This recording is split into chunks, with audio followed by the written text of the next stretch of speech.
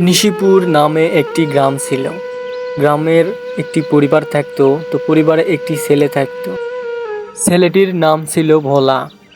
তো তারা সকালের খাবার শেষ করে একটু বিশ্রাম নিচ্ছিল। হঠাৎ করেই তার মা বলেন যে, বাবা শোন তো, তোর দিদা একটু অসুস্থ, তোর দিদাকে গিয়ে দেখে আয়। বাবা দেখে শুনে যাস, কানাপুরের জঙ্গল কিন্তু খুব ভয়ঙ্কর। ভোলা তার দিদার বাড়ির কথা শুনে অনেক ভয় পায়। তাও মা যখন বলছে তো যেতেই হবে। তারপর ভোলা তার দিদার বাড়ির দিকে যাওয়ার জন্য রওনা হয়।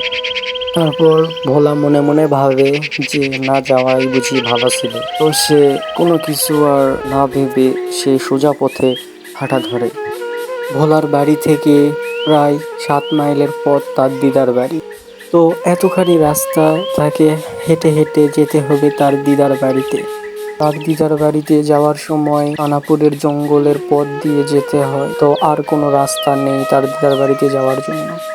যেতে যেতে তার এক চাচার সঙ্গে দেখা হয়। তো তার চাচা বলে, ভাস্তা, কোথায় যাচ্ছিস? আমি দিদার বাড়ি যাচ্ছি কানাপুরে। তারপর ভোলা হাঁটতে হাঁটতে দেখে যে সন্ধ্যা হয়ে গিয়েছে। সেটি দেখে সে আরো জোরে জোরে হাঁটা ধরে। তারপর হাঁটতে হাঁটতে অনেক রাত হয়ে যায় তার দিদার বাড়ি পৌঁছানোর জন্য। ভোলা যেতে যেতে সেই কানাপুরের জঙ্গলে এসে পৌঁছে যায়। হঠাৎ তার মনের ভিতর এক ভয়ঙ্কর অনুভূতি হয়। হঠাৎ করে দেখে যে আকাশে অনেক বজ্রপাত হচ্ছে এবং মেঘের ডাকাডাকি। তারও মধ্যে আজকে অমাবস্যার রাত। তারপর একটি সে ভয়ঙ্কর শব্দ শুনতে পায়। হঠাৎ তার মনের মধ্যে আজকে কেমন যেন লাগতেছে। তারপরে সে জঙ্গলের অনেক গভীরে চলে আসে। তারপরে সে দেখে যে এক ভয়ঙ্কর এক ছায়া মূর্তি তার আগে আগে আসতেছে। সে ভেবে না পেয়ে অনেক জোরে দৌড় দেয়। তারপর সে আরো অনেক জোরে দৌড় দেয়। তো দৌড়িতে দৌড়িতে দেখা যায় সে গ্রামের মুখে এসে পৌঁছে গিয়েছে।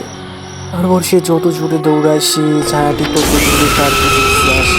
সে আরো জোরে জোরে দৌড়ায়। তো দৌড়াতে দৌড়াতে এক সময় ছায়াটি উধাও হয়ে যায়। তারপর এক সময় দেখা যায় যে সে দৌড়িতে দৌড়িতে সে একটি গ্রামে এসে অজ্ঞান হয়ে পড়ে যায়। তারপর আর তার কোনো কিছুই মনে নেই।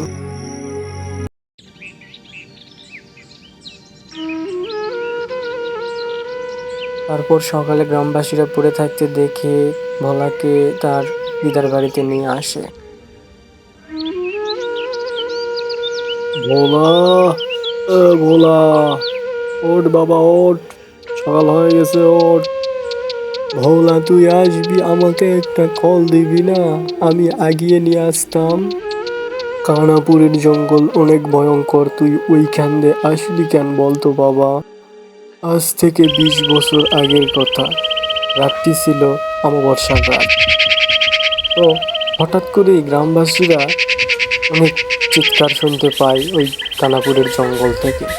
তো একটি গ্রামের লোক ওই কানাপুরের জঙ্গলে গিয়ে দেখে 3-4 জন ডাকাত মিলে একটি মেয়ে গলা কেটে হত্যা করে।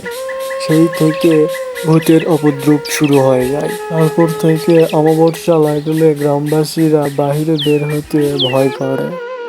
তো গাইজ, গল্পটি যদি ভালো লেগে থাকে তাহলে অবশ্যই লাইক, কমেন্ট, শেয়ার এবং চ্যানেলটি সাবস্ক্রাইব করুন। ধন্যবাদ সবাইকে। আল্লাহ হাফেজ।